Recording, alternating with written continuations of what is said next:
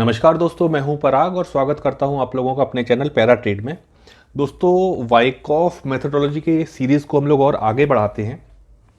अभी तक हम लोग डिस्कस कर चुके हैं schematic, accumulation, schematic for distribution. और उम्मीद करता हूं कि स्कीमेटिक जो हम लोगों ने डिस्कस की है, एक्यूमुलेशन और डिस्ट्रीब्यूशन, आपकी ट्रेडिंग सेटअप में, आपकी ट्रेडिंग स्टाइल में आप लोगों की हेल्प ज़रूर कर रही होगी। चलो दोस्तों, फिर हम लोग स्टार्ट करते हैं थोड़े से रिवीजन के साथ में। स्टार्टिंग में जब हम लोगों ने वीएसए स्टार्ट किया था तो सबसे पहले हम लोगों ने 3 लॉ डिस्कस किए थे। पहला लॉ था law of supply and demand, second law of cause and effect, third is law of effort versus result. Supply and demand जो लॉ है, अगर हमारी सप्लाई ज़्यादा है एज कंपेयर टू डिमांड तो हम एक डाउन मूव देखेंगे, और अगर डिमांड ज़्यादा है एज कंपेयर टू सप्लाई तो हमें एक अप मूव देखने के लिए मिलेगा। और अगर हम बात करते हैं कि किसी टाइम पर मार्केट में सप्लाई और डिमांड इक्विलिब्रियम में है तो हम कहते हैं कि मार्केट अभी साइडवेज मूवमेंट में है, साइडवेज ट्रेंड कर रहा है। और थर्ड लॉ है हमारा law of effort versus result. Effort means volume, result means spread.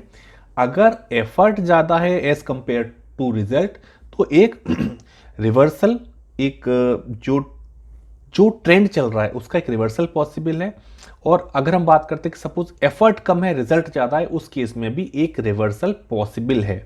अब मैं बात करता हूं सेकंड लॉ की। सेकंड लॉ है हमारा law of cause and effect.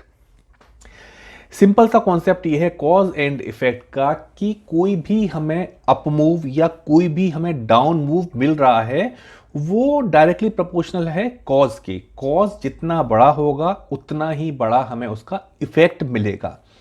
तो किसी भी तरह से अगर हम उस कॉज को कैलकुलेट कर सकें कि ये कॉज कितना बड़ा है या ये कॉज कितना छोटा है या कितना स्ट्रॉन्ग या कितना वीक है, तो हमारे लिए बहुत कुछ इजी हो जाएगा कैलकुलेट करना कि जो मूव आने वाला है, चाहे वो मार्क अप हो या वो मार्क डाउन हो, उसका पोटेंशियल टारगेट कितना हो सकता है, वो चीज़ हमारे लिए इजी हो जाएगी। अब यहां जैसे मेंशन किया हुआ है कि हम इफेक्ट और कॉज, ये दोनों चीज़ें एक दूसरे से रिलेटेड हैं और कहीं ना कहीं मैं कहूं कि डायरेक्टली प्रोपोर्शनल होती हैं। तो अगर हम किसी तरह से ये काउंटिंग करें, काउंटिंग करने के बाद जो बेस एरिया है, बेस एरिया मींस जो एरिया जो कि ट्रेडिंग रेंज जहां पर हमने ड्रॉ की हुई है, मैं एक जैसे चार्ट के फॉर्म पे लगाता हूं इसको, ये हमारा एक चार्ट बना हुआ है जुबल फूड का। क्लियर कट है कि एक स्कीमेटिक है, सारे फेज इसमें मेंशन किए हुए हैं। मार्क जब प्राइस ने एक मार्कअप फेज लिया तो मार्कअप फेज हमें कहां तक एक मूव मिल सकता है, उसके लिए है कि अगर हम जो हमारा बेस है, बेस मींस ये जो एरिया है जो ट्रेडिंग रेंज के अंदर है, यहां पर क्या एक्टिविटी हुई है। हम सपोज बात करते हैं कि कोई एक मल्टी स्टोरी बिल्डिंग की तैयारी है, उसको बनाने की तैयारी है, तो उससे पहले हम लोग एक फाउंडेशन उसकी तैयार करते हैं। तो फाउंडेशन जो होती है, फाउंडेशन के बेस को देखते हुए दो चीजें हैं।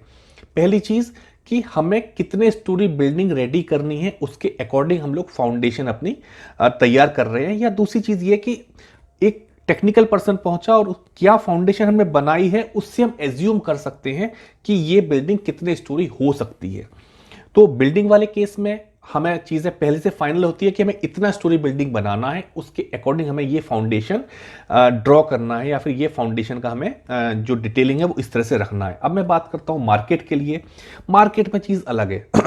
मार्केट में हमें नहीं पता कि ये जो मल्टी स्टोरी बिल्डिंग है या ये जो अप मूव है ये कितना ऊपर जा सकता है या कितने नीचे जा सकता है या कितना पोटेंशियल है। फाउंडेशन ड्रॉ हो चुकी है। फाउंडेशन किस फॉर्म में ड्रॉ हो चुकी है? ये ड्रॉ हो चुकी है इन फॉर्म ऑफ एक्यूमुलेशन और in form of distribution, schematic. तो अब as a technical person, foundation में एक इंजीनियर की बात करते हैं और हम बात करते हैं अभी स्टॉक मार्केट में टेक्निकल एनालिस्ट की।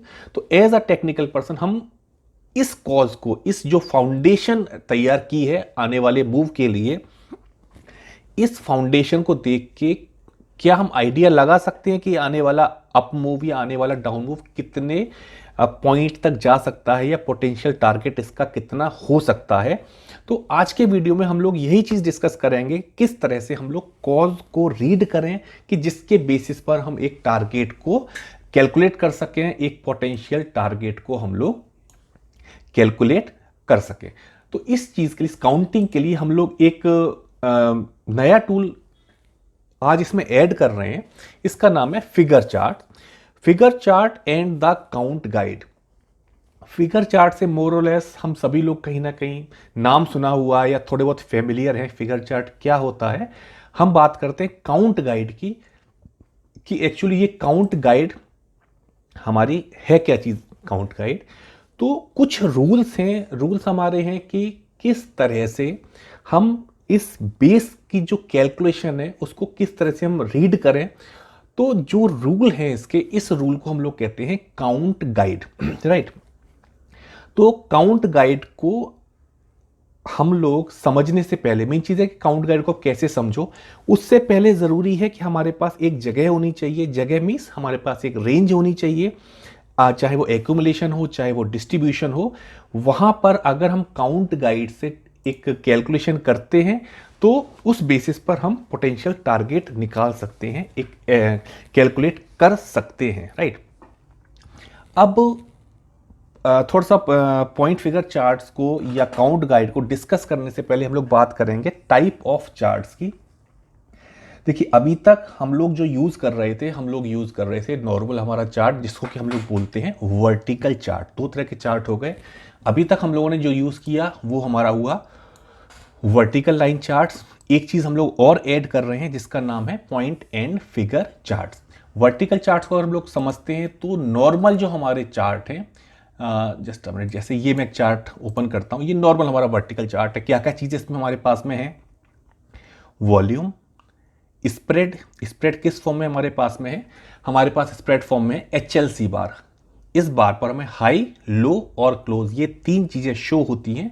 तीसरा चीज़ है टाइम फैक्टर, कि किस टाइम फ्रेम पर हम कैलकुलेट कर रहे हैं, तो हमारे पास टाइम हो गया। अब इसको थोड़ा और डिटेल वे में अगर हम डिस्कस करते हैं वर्टिकल चार्ट को और हम डिस्कस करते हैं पॉइंट फिगर चार्ट को, तो अगर मैं बात करूं पहले वर्टिकल चार्ट की, पहली चीज़ अगर हम देखते हैं हमारे पास जो मिलती है प्राइस मूवमेंट। प्राइस मूवमेंट किस फॉर्म में हमारे पास में? HLC, हाई, लो और क्लोज। इस फॉर्म में प्राइस मूवमेंट मिलता है। इस चीज़ से हम क्या देख सकते हैं? Supply and demand. कहाँ पर सप्लाई आ रही है, कहाँ पर डिमांड आ रही है, कहाँ पर सपोर्ट है, कहाँ पर रेजिस्टेंस है, कहाँ मार्क अप फेज कहाँ आ रहा है या मार्क डाउन फेज कहाँ आ रहा है, ये हम प्राइस मूवमेंट के बिहाफ पर देख सकते हैं। इंडिकेशन इससे क्या मिलता है? जो प्राइस मूवमेंट है उससे हमें इंडिकेशन मिलता है ट्रेंड का। ट्रेंड का मीन्स अप ट्रेंड है या डाउन ट्रेंड है, ये सारी चीजें हमें पता लगती हैं प्राइस मूवमेंट से। सेकंड चीज वॉल्यूम। वॉल्यूम के साथ में सबसे पहली चीज हमें पता लगती है इंटेंसिटी क्या है, ट्रेडर कितना इंटरेस्टेड है इस ट्रेड में या इस पर्टिकुलर स्क्रिप्ट में, तो हमें इंटेंसिटी पता लगती है। दूसरी चीज क्या पता लगता है? अप मूव के साथ वॉल्यूम बढ़ रहा है या वॉल्यूम घट रहा है, सप्लाई, पहला मेरे को कहना चाहिए डिमांड प्रेशर या सेलिंग प्रेशर, क्या चीज़ में चेंज आ रहा है, वो चीज़ हमें वॉल्यूम से पता लगती है। मेन और एक इंपॉर्टेंट चीज़ जो हमें पता लगती है वॉल्यूम से, वो है climax. Climax means buying climax कहाँ है, सेलिंग क्लाइमैक्स कब बन रहे हैं, बहुत इंपॉर्टेंट चीज़ है। तो वॉल्यूम बहुत इंपॉर्टेंट रोल प्ले करता है। तो प्राइस मूवमेंट, वॉल्यूम। वॉल्यूम के साथ में हम क्या चीज़ हमें इंडिकेशन मिलता है कब खरीदना चाहिए, कब बेचना चाहिए। When to by means suppose हम कहते हैं कि एक हमारा अप ट्रेंड चल रहा है, अप ट्रेंड के साथ में मार्केट ने रिट्रेसमेंट लिया।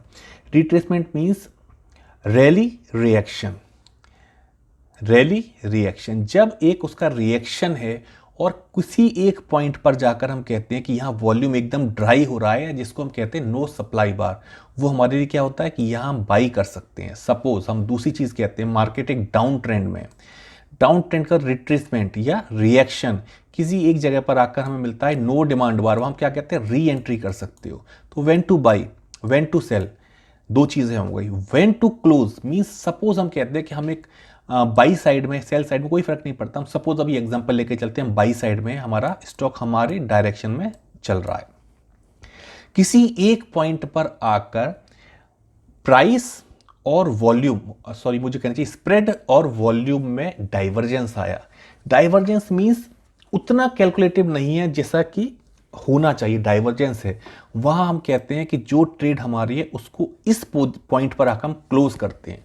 तो वॉल्यूम से हमें क्या पता लगा, when to buy, when to sell and when to close. Time, third factor time. Time, suppose हमने कोई एक स्कीमेटिक ड्रॉ की है, स्मार्ट मनी कितनी अर्जेंसी में है। सपोज हम कहते हैं कि A phase, B phase, C phase, सब छोटे छोटे फेज हैं, तो इसका मतलब क्लियर कट क्या है कि स्मार्ट मनी बहुत जल्दी में है, इसको बहुत जल्दी प्राइस को अप मूव में लेके जाना है। तो और किस लेवल पर आकर प्राइस रुक रहा है, तो ये हमारी हेल्प क्या करता है कि कहां पर हम एक अपना एसएल को प्लेस करें।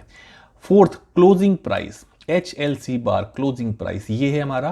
क्लोजिंग मींस मार्केट कितने पॉइंट अप होके या कितने पॉइंट डाउन होके बंद किया, नेट गेन या नेट लॉस क्या है, ये चीजें हमें पता लगती हैं वर्टिकल चार्ट के साथ में। अब हम बात करते हैं पॉइंट एंड फिगर चार्ट की। पॉइंट एंड फिगर चार्ट में पहली चीज, केवल और केवल हम लोग प्राइस को ट्रैक करते हैं और प्राइस को हम लोग चार्ट को ड्रॉ करने में यूज करते हैं। वॉल्यूम नहीं होता, टाइम नहीं होता, केवल प्राइस होता है। बेनिफिट है इसके, बेनिफिट क्या है कि सपोज हम ये कहते हैं कि मार्केट साइडवेज मूवमेंट में है, मार्केट में बहुत ज्यादा मूवमेंट नहीं हो रहा, उस टाइम पर उस जो ये फेज है, इस फेज में फिगर चार्ट का जो डेवलपमेंट है वो होल्ड हो जाता है, उसमें कोई चेंज नहीं होता। अगर मार्केट साइडवेज मूवमेंट में है, वर्टिकल चार्ट अगर है, सपोज हम कहते हैं कि हमने 15 मिनट का चार्ट यूज किया हुआ है और मार्केट साइडवेज ट्रेंड में चल रहा है, नंबर ऑफ बार्स तो क्रिएट होंगी ही होंगी, बार्स बनेंगी, भले एक रेंज में बने लेकिन नंबर ऑफ बार्स बन रही होंगी। लेकिन पॉइंट फिगर चार्ट के साथ में कोई भी मूवमेंट वहां नहीं होगा। इट मीन्स नॉइज जो है वो नॉइज बहुत कम होता है। पॉइंट फिगर चार्ट में नॉइज लेवल बहुत कम होने की वजह से हमारे लिए बहुत इजी होता है चार्ट्स को स्टडी करना, चार्ट्स का सपोर्ट लेवल, चार्ट का रेजिस्टेंस लेवल, ये सब देखना काफ़ी हमारे लिए इजी हो जाता है। तो प्राइस मूवमेंट के साथ में सप्लाई डिमांड कहाँ है, कहाँ सप्लाई ज़्यादा है, कहाँ डिमांड ज़्यादा है, कहाँ सपोर्ट है, कहाँ रेजिस्टेंस है, मार्कअप, मार्कडाउन, ये सारी चीज़ें पता लग जाती है। ओवरऑल मैं अगर कहूँ तो वर्टिकल चार्ट और फिगर चार्ट, इन दोनों चीज़ों में ये चीज़ें मेंशन हो रही हैं, ये दोनों चीज़ें हमें शो होती हैं। बेस्ट अपॉर्चुनिटी, बेस्ट लेवल, ये सारी चीज़ें हमें फिगर चार्ट इंडिकेट करता है। अब हम बात करते हैं हॉरिजॉन्टल फॉर्मेशन की। हालांकि थोड़ा सा जल्दी है मुझे ये डिस्कस करना, लेकिन जैसे जैसे हम लोग चार्ट डिस्कस करते जाएंगे ये सारी चीज़ें आपको ऑटोमेटिकली क्लियर होती जाएंगी। हॉरिजॉन्टल फॉर्मेशन मीन्स कि जब भी प्राइस हमारा एक रेंज में आया, कहाँ एक्यूमुलेशन हो रहा है, कहाँ डिस्ट्रीब्यूशन हो रहा है और कहाँ तक ये पोटेंशियल टारगेट इसका हो सकता है, ये चीज़ हमें हॉरिजॉन्टल फॉर्मेशन से पता लगती है। मींस एक तो ये मेंशन किया और इंडिकेशन में क्या आया, probable distance stock should move. तो क्या पोटेंशियल टारगेट या कितना इसमें पोटेंशियल है एक मूव के लिए, वो चीज़ हमें पॉइंट फिगर चार्ट की हेल्प से पता लग सकती हैं। तो वर्टिकल चार्ट से हमारे क्या बेनिफिट है और फिगर चार्ट से हमें क्या क्या चीज़ें मिल सकती हैं, क्या कहाँ हमारे लिए बेनिफिशियल हो सकता है, वो हम लोगों ने डिस्कस किया। वर्टिकल चार्ट का नॉर्मली के चार्ट का शेयर किया हुआ है स्लाइड कि जो चार्ट हम लोग यूज़ कर रहे हैं अभी वो हमारा वर्टिकल चार्ट है। सेम चार्ट को, इसी चार्ट को फिगर चार्ट में कन्वर्ट किया हुआ है। तो जस्ट अभी केवल एक स्लाइड है कि किस तरह से इसका हमें दिखाई देगा, वो जस्ट इसमें मेंशन किया हुआ है। चलिए दोस्तों, अब स्टार्ट हम लोग करते हैं पॉइंट एंड फिगर चार्ट। अभी जैसा डिस्कस हम लोगों ने किया कि पॉइंट फिगर चार्ट केवल और केवल प्राइस को रिकॉर्ड करता है, इसमें कोई भी वॉल्यूम नहीं होता, it does not show volume, और इसमें कोई भी स्प्रेड नहीं होता कि हाई कितना लो कितना, पर्टिकुलर इस तरह से कोई स्प्रेड नहीं होता, केवल प्राइस का इसमें मूवमेंट होता है जिसके बेसिस पर ये चार्ट डेवलप होता है। पॉइंट फिगर चार्ट, अगर आप ये सोचो कि क्या पॉइंट एंड फिगर चार्ट से हम लोग ट्रेडिंग कर सकते हैं, हम कर सकते हैं। बहुत वैल्यूएबल, इक्वली मतलब वैल्यूएबल चार्ट हैं अनडाउटली, अच्छे चार्ट, काफ़ी स्ट्रॉन्ग हैं, काफ़ी अच्छी एनालिसिस हम लोग इसके साथ में कर सकते हैं। पर अगर हम वर्टिकल चार्ट और पॉइंट फिगर चार्ट को एक साथ रीड करते हैं तो हमारे लिए बहुत क्लूज मिलते हैं हमें, जो हमारी हेल्प करते हैं एक अच्छे ट्रेडिंग सेटअप को फाइंड करने में कि क्या चीज़ ज़्यादा अच्छी है या किसके साथ हमें रिस्क रिवॉर्ड रेशो अच्छा मिलेगा। और भी काफ़ी सारी बेनिफिट्स हैं जो हम लोग धीरे धीरे डिस्कस करेंगे आने वाले वीडियोस में। पर हमारे लिए मेन चीज़ क्या है? हमारे लिए मेन चीज़ है कोऑर्डिनेट करना। कोऑर्डिनेट किस चीज़ में करना? वर्टिकल चार्ट और फिगर चार्ट। इन चार्ट को कोऑर्डिनेशन हमें देखना है।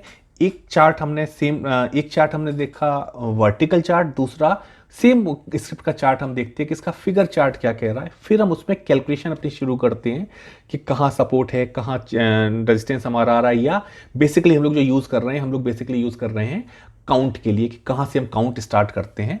तो ये सारी चीज़ें होती हैं। मेन एक्चुअली इसमें क्या है कि हमें वो जगह देखना कि कहाँ से हम काउंटिंग स्टार्ट कर रहे हैं। तो वो सारी चीज़ें हैं जो हम वर्टिकल और पॉइंट फिगर चार्ट को कंबाइंड वे में जब देखते हैं तो हमें ये सारी डिटेल मिलती हैं। चलिए दोस्तों, और थोड़ा सा आगे बढ़ते हैं हम लोग। Sorry, construction. कंस्ट्रक्शन किस चीज़ के लिए? कंस्ट्रक्शन हमारा फिगर चार्ट का, कि किस तरह से ये चार्ट बनते हैं एक्चुअली, जो बेसिक है, किस तरह से चार्ट रेडी हो रहा है, क्या क्या चीज़ें हैं जो उसके रिक्वायरमेंट हैं जो हमें चाहिए इस चार्ट को ड्रॉ करने के लिए, वो हम लोग पहले समझते हैं। दो तरह के इसमें कॉलम्स होते हैं, एक है एक्स कॉलम, दूसरा है हमारा ओ कॉलम। एक्स कॉलम, जब भी कोई अपमूव आएगा उस जगह हम एक्स यूज करते हैं। तो एक्स हमारा हुआ अपमूव के लिए, और डाउन मूव हमारा हुआ ओ जो है वो हमारा हुआ डाउन मूव के लिए। तो सिंपल ये हमारे दो कॉलम होते हैं जिसके बेसिस पर हम सारी अपनी ट्रेडिंग या चार्ट हम लोग ड्रॉ करते हैं। अब इसमें पहली चीज मैं वर्ड यूज करूंगा बॉक्स साइज। पहली चीज बॉक्स साइज, और दूसरी चीज हम लोग यूज करते हैं रिवर्सल साइज। अब हम लोग पहले समझते हैं बॉक्स साइज। देखिए क्या है, ये एक नॉर्मल बॉक्स बनाए हुए हैं। यहां जैसे हम बात करते हैं कि यहां पर जो बॉक्स साइज है, ये बॉक्स साइज यहां पर 1 का है। 1 का क्यों है कि 1 2 3 4 5 6 7, तो ओवरऑल जो बॉक्स साइज है वो हमारा बॉक्स साइज है 1। राइट। अब इसमें क्या है कि सपोज हम कहते हैं कोई एक प्राइस है, यहाँ 1 मेंशन किया है, आप इसको कोई भी 101 कुछ भी आप मान सकते हो। सपोज अभी 1 लेके चल रहे हैं कि एक स्टॉक ने हमें 1 पॉइंट का मूवमेंट दिया। सपोज अभी 1 रुपीज पर है या 101, जैसा आप चाहो, और इसके बाद 1 पॉइंट का मूवमेंट आया तो हमने एक एक्स यहां बनाया हुआ है, एक एक्स हमने यहां पर और ड्रॉ कर दिया। लेकिन अगर सपोज अभी हमारा प्राइस 1 है और ये प्राइस 1.25, 1.5, 1.75 यहां तक रहेगा तो हम नेक्स्ट एक्स को ड्रॉ नहीं करेंगे। नेक्स्ट एक्स को हम तब ही ड्रॉ करेंगे जो हमारा बॉक्स साइज है, जब उस बॉक्स साइज पर हमें प्राइस हमारा वो मिलेगा। सपोज हमारा बॉक्स साइज 1 पॉइंट का है, तो जब तक हमें 1 पॉइंट नहीं मिलेगा तब तक पॉइंट फिगर चार्ट आगे ड्रॉ नहीं होगा, आगे इसका कोई कंस्ट्रक्शन नहीं होगा। सपोज ये 2 पॉइंट हमारा, ये अब 2 पर हमने एक मार्क किया है। अब हम कहते हैं प्राइस ने और एक अपमूव दिया 2.2, 2.3, 2.4, कोई भी मूवमेंट इसमें नहीं होगा। तो जो स्टार्टिंग में हम लोगों ने बात की थी साइडवेज जब मार्केट है, तो साइडवेज मार्केट में पॉइंट फिगर चार्ट में कोई भी मूवमेंट नहीं होता है। उसका रीजन यही है कि जो बॉक्स साइज है वो बॉक्स साइज जब तक उसका रिक्वायरमेंट जो बॉक्स साइज है उसका वो फुलफिल नहीं होगा तब तक फर्दर डेवलपमेंट नहीं होगा चार्ट में। 3 4 5 6 7 इस तरह से ही अप मूव हमें मिला। अब हम बात करते हैं डाउन मूव की। सपोज 7 तक हमारा एक अप मूव गया, प्राइस ने इसके बाद एक डाउन मूव लिया। 7 से प्राइस 6.5 हुआ, हम कोई भी चेंज नहीं करेंगे। 6.4, 6 कोई चेंज नहीं होगा। जब एक बॉक्स साइज जो हमारा 1 का है, जब एक 1 पॉइंट से हमें डाउन मूव मिलेगा, हम कॉलम को चेंज करेंगे। अभी हम जिस कॉलम में, सपोज ये कॉलम नंबर 1 है, ये कॉलम नंबर 2 है, हम जब हमारे बॉक्स साइज के बराबर एक हमें रिवर्सल मिलता है तब हम कॉलम को चेंज करते हैं और हम दूसरे कॉलम में एंटर करते हैं। इसके बाद क्या है, अब सपोज यहां पर एक फर्दर डाउन मूव मिला, तो 1 पॉइंट का जब डाउन मूव होगा, जब बॉक्स साइज हमें मिलेगा, हम उस चीज को चेंज करेंगे। तो ये तो हुआ बॉक्स साइज। बॉक्स साइज हम अपने अकॉर्डिंग सेट कर सकते हैं कि हमें 10 रखना है, 50 रखना है, 100 रखना है।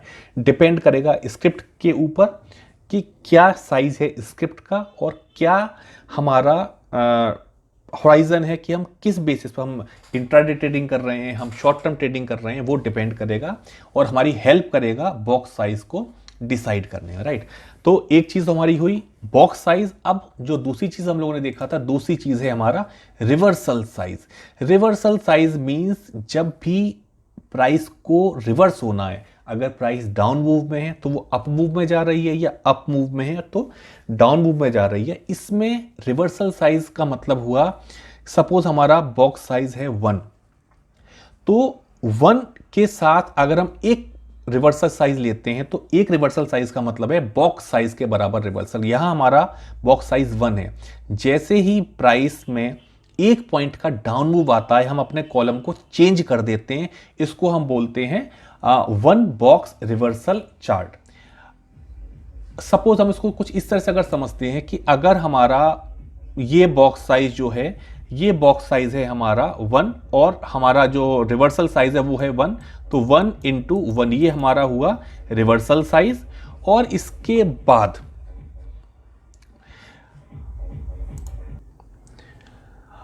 अब हम बात करते हैं 3 बॉक्स रिवर्सल की। 3 बॉक्स रिवर्सल मींस कि हमारा बॉक्स साइज मल्टीप्लाइड बाई 3। अगर हमारा बॉक्स साइज सपोज 1 है, 3 बॉक्स रिवर्सल मतलब हमारा हुआ कि जब भी 3 पॉइंट का एक चेंज आएगा तो हम अपने कॉलम को रिवर्स करते हैं। चलिए थोड़ा सा इसको एग्जांपल के फॉर्म में समझते हैं तो हमारे लिए ज़्यादा इजी हो जाएगा। फिलहाल अभी जो हम लोगों ने समझा कि चार्ट किस तरह से ये तैयार होते हैं, किस तरह से इनका कंस्ट्रक्शन होता है, राइट। अब जैसे यहां पर मेंशन किया है 1 box reversal chart, 3 box reversal chart, 5 box, 7 box, किसी भी तरह का ये रिवर्सल साइज हो सकता है, राइट। अब हम लोग देखते हैं 1 बॉक्स रिवर्सल चार्ट। कुछ प्राइस यहाँ शो किया हुआ है और ये जो एरिया हमें दिखाई दे रहा है ये वाला, यहाँ पर हम लोग ड्रॉ करेंगे इस पॉइंट फिगर चार्ट को। तो सबसे पहली चीज हमारी आती है कि बॉक्स साइज यहाँ देखिए क्या है, 1090, 1100, 1110 मीन्स जो बॉक्स साइज है वो है हमारा 10 पॉइंट्स का। ये बॉक्स साइज हम लोग अपने अकॉर्डिंग सेट कर सकते हैं, 5, 10, 15, 20 जैसा हमें कंफर्टेबल हो, जिसके साथ जिसके अकॉर्डिंग वो बॉक्स साइज हम लोग ले सकते हैं। रिवर्सल साइज 1 बॉक्स मतलब 10 पॉइंट्स। जब भी 10 पॉइंट का एक रिवर्स डायरेक्शन में मूवमेंट मिलेगा, हम लोग अपने कॉलम को जहां ड्रॉ कर रहे हैं उस कॉलम को चेंज करके दूसरे कॉलम पर हम लोग उसका चार्ट का डेवलपमेंट स्टार्ट कर देंगे, राइट। अब थोड़ा सा इसको और देखते हैं कि यहां पहली जो प्राइस मेंशन की हुई है 1100, उसके बाद 1105। पहला जो हमारा फिगर ड्रॉ होगा एक्स या ओ, वो डिपेंड करेगा कि सपोज 1100 के बाद जो नेक्स्ट प्राइस है वो डाउन साइड जाएगी या अप साइड जाएगी, वो डिसाइड करेगा डायरेक्ट फिगर एक्स या ओ। यहां पर क्या हुआ, 1100 के बाद अप मूव हमें मिला। अप मूव मींस हम एक्स को ड्रॉ करेंगे, तो एक हमने 1100 पर एक्स ड्रॉ कर दिया। बॉक्स साइज 10 का है तो हमें 1110 पॉइंट का मूव जब मिलेगा तो हम नया एक्स ड्रॉ करेंगे। सेकंड 1105 रिक्वायरमेंट हमारी फुलफिल नहीं होती है। थर्ड इज 1110, 10 पॉइंट का जो हमारा बॉक्स साइज है वो रिक्वायरमेंट हमारी फुलफिल होती है। अगेन हमारे मतलब का नहीं है, सेम कोई मतलब नहीं है। 1120 अगेन एक एक्स हमने यहां पर ड्रॉ कर दिया। 1136 एक एक्स हमने ड्रॉ कर दिया, क्योंकि ये 16 पॉइंट का मूव है तो हमें या तो 10 चाहिए या 20 चाहिए, मतलब जो उसका मल्टीपल है बॉक्स साइज का वही हमें रिक्वायरमेंट होगा। 36 है तो हमने 30 पर एक्स ड्रॉ कर दिया है, राइट। इसके बाद 1121 इसका मतलब ये है कि जो हमारा बॉक्स साइज है, जब तक हमें रिवर्स डायरेक्शन में 20 का मूवमेंट नहीं मिलेगा, जब तक 1120 या इससे कम हमें प्राइस नहीं मिलेगा, हम इस कॉलम को चेंज नहीं करेंगे। 1 बॉक्स रिवर्सल हमारा ये चार्ट है। तो 1121 हम कोई भी इस पर रिएक्शन नहीं देंगे, यहां कोई भी चार्ट ड्रॉ, कोई भी एक्स या ओ हम लोग नहीं बनाएंगे। इसके बाद 1129 हमारे किसी मतलब का नहीं है। 1120 10 पॉइंट का रिवर्सल है। अभी हम हैं 1130 पर। 1120 मीन्स हमने कॉलम को चेंज किया और हमने यहां पर एक ओ ड्रॉ कर दिया, राइट। अब हमारा कॉलम रिवर्स हो गया, 1 बॉक्स रिवर्सल है, 10 पॉइंट पर हम लोगों ने कॉलम चेंज कर लिया। यही अगर 3 बॉक्स होता तो 30 पॉइंट रिक्वायर्ड होते। फिलहाल 1120 के बाद अब नेक्स्ट है 1139, मतलब 10 पॉइंट या उससे ज्यादा का ये चेंज है। यहां पर मैं एक एक्स ड्रॉ करता हूं। ये चीज इंपॉर्टेंट, इसको थोड़ा सा हमें ध्यान से समझना है कि सेम कॉलम में, मतलब ओ जिस कॉलम में है उस कॉलम में हमने एक एक्स को ड्रॉ किया है। इसको नाम हमने देते इस टर्म को, ये नाम है 1 स्टेप बैक। 1 स्टेप बैक केवल और केवल 1 बॉक्स रिवर्सल के साथ में हमें मिलेगा। मींस एक कॉलम में ओ और एक्स हमें सेम कॉलम में मिलेंगे। अगर 3 बॉक्स 5 बॉक्स या कोई अदर देन 1 बॉक्स रिवर्सल है तो एक्स और ओ सेम कॉलम में हमें नहीं मिलेगा, राइट। तो यहां जो स्टेप है इसका नाम हुआ हमारा 1 स्टेप बैक, इस टर्म का नाम है। तो 1139 जो है इसके लिए हमने 1130 पर एक एक्स मार्क कर दिया है। इसके बाद 1121 30 पर है, हमें मिनिमम 20 रिक्वायर्ड है। ये हमारे लिए बेकार है, मतलब हमारे किसी काम का नहीं है, हम इसमें कोई फर्दर डेवलपमेंट नहीं होगा। 1129 कोई डेवलपमेंट नहीं होगा यहां पर। अब इसके बाद हम आगे चलते हैं 1138। 1138 इसमें कोई हमारा पर्पस सॉल्व नहीं हो रहा है। Next is 1113। 1113 मीन्स हम लोग एक ओ यहां पर ड्रॉ कर देते हैं। कॉलम को हमने चेंज किया और हमने एक ओ ड्रॉ कर दिया। इसके बाद 1139। 1139 मीन्स एक और 1 स्टेप बैक। इसके बाद 1123, 1128। देखिए अभी हम 1130 पर है, तो या तो 40 या 20। अभी 23 और 28 कोई भी रिक्वायरमेंट जो है हमारी को फुलफिल नहीं करते हैं। 1136 नहीं। अब 1111 मीन्स अभी हम 20 पर हैं, तो हमें कम से कम 1110 चाहिए। ये हमारा 1111 है, हमारा रिक्वायरमेंट उससे फुलफिल नहीं होता। Next is 1095। 1095 के लिए हमने 2 ओ ड्रॉ कर दिए, मतलब 1100 के लेवल तक हमने ओ ड्रॉ कर दिया। 1090 अगर होता तो हम लोग एक ओ और ड्रॉ कर सकते थे, लेकिन ये 1095 है, तो हमने यहां पर एक ओ जो है लास्ट हमारा 1100 के लेवल तक ड्रॉ हो गया है। नेक्स्ट 1102, हमें कम से कम रिक्वायरमेंट है 1110 अगर हमें कॉलम चेंज करना है तो हमारा कोई रिक्वायरमेंट फुलफिल नहीं हो रहा। यहां पर भी कोई रिक्वायरमेंट फुलफिल नहीं हो रहा। अगेन 1092, हमें 1090 चाहिए नेक्स्ट ओ ड्रॉ करने के लिए। Last 25 number 1129। 1129 मीन्स हम कॉलम को चेंज करते हैं, 10 हमें मिनिमम पॉइंट रिक्वायर्ड है। तो फर्स्ट एक्स 1110 और इसके बाद हमारा आता है 1120। ये 29 है, तो हम 20 पर होल्ड होते हैं। यहां पर 20 पर हमारा चार्ट रुक जाएगा। अब इसका मतलब यह है कि जो इतना एक प्राइस मूवमेंट हमें यहां देखने के लिए मिला है, उसको जब हम पॉइंट फिगर चार्ट पर ड्रॉ करते हैं तो एक बहुत छोटे से एरिया में हमारा चार्ट ड्रॉ हो जाता है। इट मीन्स हमारे लिए क्या इजी होता है, हमारे लिए इजी होता है कि नॉइज ऑटोमेटिक कम हो गया। नॉइज हमारा क्यों कम हुआ? क्योंकि यहां पर जो साइडवेज जब मूवमेंट होगा तो यहां पर पॉइंट फिगर चार्ट में कोई डेवलपमेंट नहीं होगा। हमारे लिए इजी होगा सपोर्ट रेजिस्टेंस देखना। जैसे यहां हमें दिखाई दे रहा है ये एक रेजिस्टेंस है, कहां सपोर्ट होगा, ये सारी चीजें हमारे लिए बहुत हेल्पफुल होंगी जब हम पॉइंट फिगर चार्ट को यूज करते हैं, राइट। अब हम लोग देखते हैं कि 3 बॉक्स जो रिवर्सल है वो किस तरह से बनता है। 3 बॉक्स रिवर्सल एक एग्जांपल के फॉर्म में अगर हम लोग देखते हैं, सपोज एक 10 पॉइंट है, यहां पर हमने एक एक्स ड्रॉ किया, अगेन 11 पॉइंट एक एक्स ड्रॉ किया, और अब हम कहते हैं 3 बॉक्स रिवर्सल, मतलब बॉक्स साइज यहां पर 1 का है। 3 बॉक्स रिवर्सल मतलब कम से कम 3 पॉइंट हमें चाहिए कॉलम को रिवर्स करने के लिए। सपोज 10, 11, 12 ये एक अप मूव है, अगेन अप मूव। अब हम कहते हैं 13 के बाद हमारे पास सपोज प्राइस ने एक डाउन मूव दिया, 12, 11, हम कोई भी प्राइस यहां पर अपना कॉलम चेंज नहीं करेंगे। कम से कम हमें 3 पॉइंट चाहिए। सपोज हम कहते हैं प्राइस हमारा 14 हुआ, 14 के बाद में अगर एक हमें डाउन मूव मिलता है, सपोज हम कहते हैं 11 पॉइंट तक हमारे प्राइस ने हमें डाउन मूव दिया, 11 पर आने के बाद हम एक कॉलम का जो है वो रिवर्सल होता है और यहाँ कॉलम हमारा रिवर्स हो गया। इसमें आप ये कंफ्यूज मत होना कि यहाँ पर ये 2 ओ एक्स्ट्रा क्यों ड्रॉ किए गए हैं, क्योंकि यहाँ कोई भी कॉलम हम खाली नहीं छोड़ते, एम्प्टी कोई कॉलम नहीं छोड़ते हैं। तो ये तरीका हुआ हमारा 3 बॉक्स रिवर्सल का। इसको जो चार्ट हम लोगों ने सेम जो चार्ट 1 बॉक्स रिवर्सल का बनाया था, उसी चार्ट को हम लोग अब 3 बॉक्स अगर रिवर्सल पर बनाते हैं तो देखिए कि ये किस तरह से ड्रॉ होता है। इसको हम लोग ड्रॉ करके देखते हैं।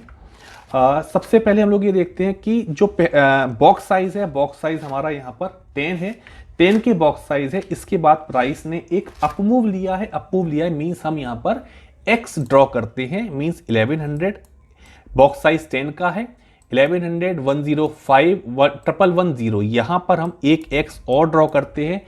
क्लियर कट हमें क्या होना चाहिए, 3 बॉक्स रिवर्सल मतलब अगर कॉलम चेंज होगा तो हमें बॉक्स साइज मल्टीप्लाइड बाई 3, और अदरवाइज सेम अगर हम कॉलम में चार्ट को ड्रॉ कर रहे हैं तो सेम बॉक्स साइज, सपोज 10 है, 10 के अगर 20 आएगा तो इसमें हम एक एक्स और आगे ड्रॉ कर देंगे, राइट।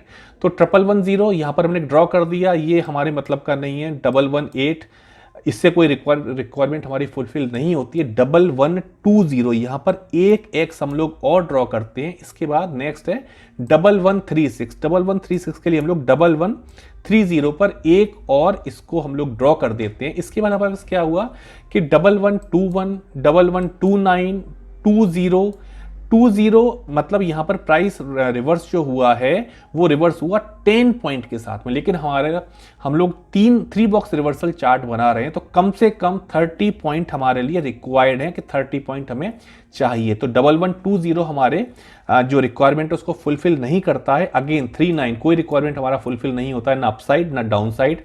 1121 यहाँ भी कोई रिक्वायरमेंट हमारा फुलफिल नहीं होता है। 1129, 1138, 1113, इसके अलावा 1139 यहाँ पर अभी फिलहाल कोई भी मूवमेंट नहीं आया।